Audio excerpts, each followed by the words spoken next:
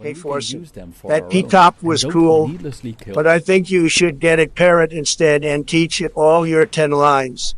So you don't need to speak on stream ever again, okay? A parrot? But it's 20 lines now. There's no way a parrot can learn 20 lines.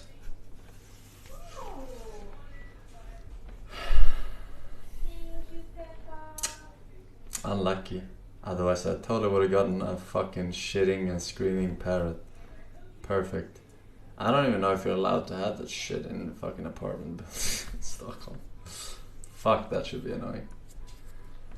That fake donut says, hey Forsen, how about this Forsen CD speedrun next? You don't have to watch the whole video.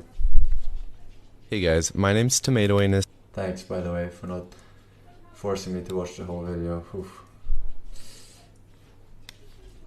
And this is a Fallout New Vegas all sleeping partners speedrun. The goal of this category is exactly what it sounds like. You start a brand new game and sleep with every possible partner that's available in the base game of Fallout New Vegas. Similar to any percent, glitches are allowed to be used in this speedrun, but console commands are not.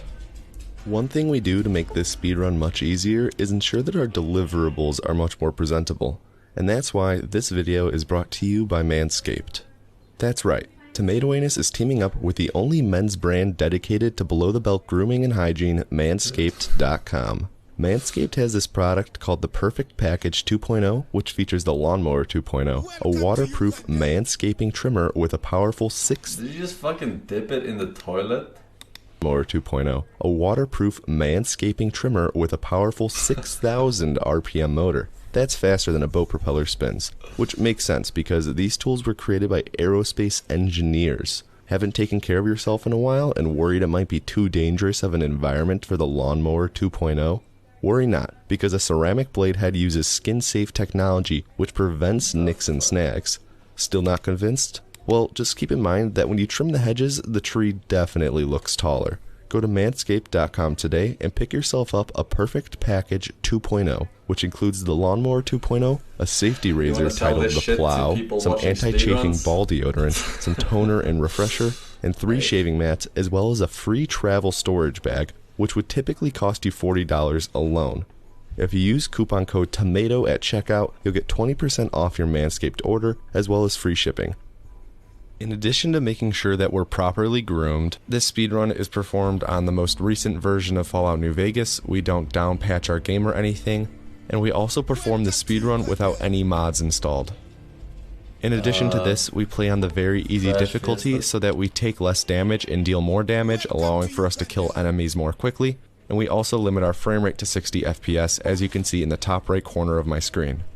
I should also mention that if you want to watch this speedrun with just the game audio or with the original audio from doing this run live on Twitch, there are links in the description below.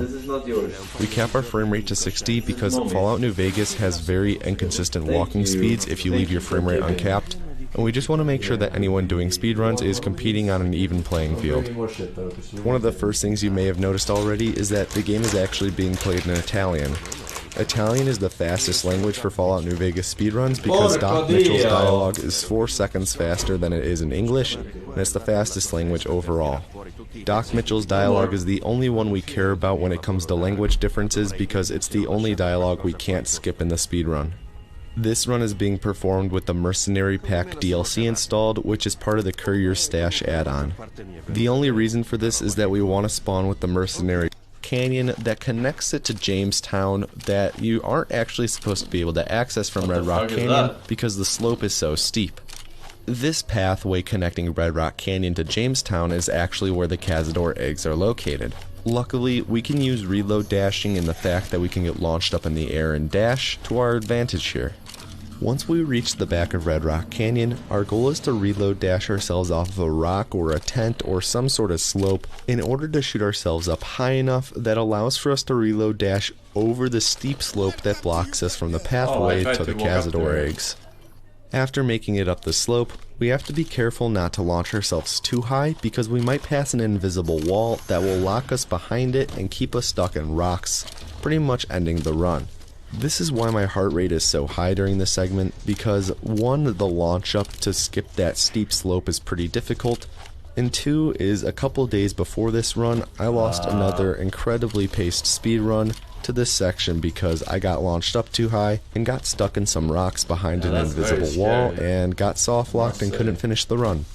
When walking up to the eggs and grabbing them, you have to be very careful not to get stung by any of the cazadors, which is why I'm using time stops so much here. If you get stung by them, you're going to be under the effects of their venom for a good long while, and you actually can't fast travel away when you're under the effects of their venom. The tactic here for fast traveling away from the cazadors though is the same as with the geckos. Try and launch yourself up in the air to create more distance between you and them, and then fast travel away, which we were actually able to do very smoothly in this run. Once we arrive back at the Thorn, Red Lucy lets us know that there's just one more creature egg we need to provide in order to share a banana-less split with her. The creature that we need to get the last egg from is a Deathclaw, and it's kind of ironic because Deathclaws, while being the most intimidating and formidable foe in the Wasteland, is probably one of the easiest eggs to get, probably only behind the Mantis egg. To get the egg, we fast traveled to the Great Khan encampment, which is where we talked with Melissa earlier to get the quest that allowed for us to sleep with surprisingly white Tyrone. At the encampment, we just had to do one reload dash forward and then a time stop to easily claim a Deathclaw egg for ourselves, followed by just dashing around, trying to get a good launch that will allow for us to fast travel back to the Thorn without needing to go too far away from the quarry.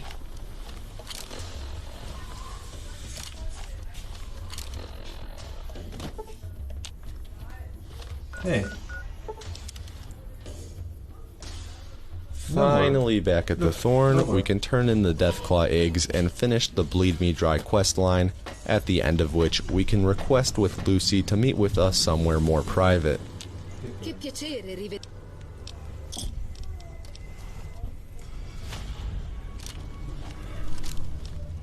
Google WC3 dancer log back a Ruda blank, thank you boys. Once in Red Lucy's chambers, we can hardly wait to interact with her. All we need to do is push her closer to her bed and wait for her to change into her nightgown, at which point we will interact with the bed, ending the speedrun with a final time of 28 minutes and 38 seconds.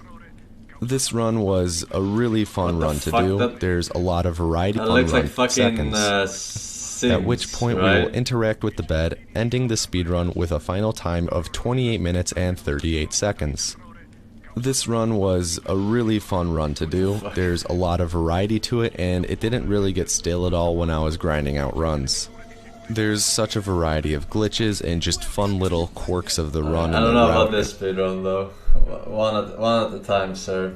We're gonna focus on one at a time. Pro99 Mad Donut says, "Yo, Forsen, watch this physics speedrun, but you have to watch the whole video. I'm robbing a bank for Senga." Unlucky you didn't link me anything.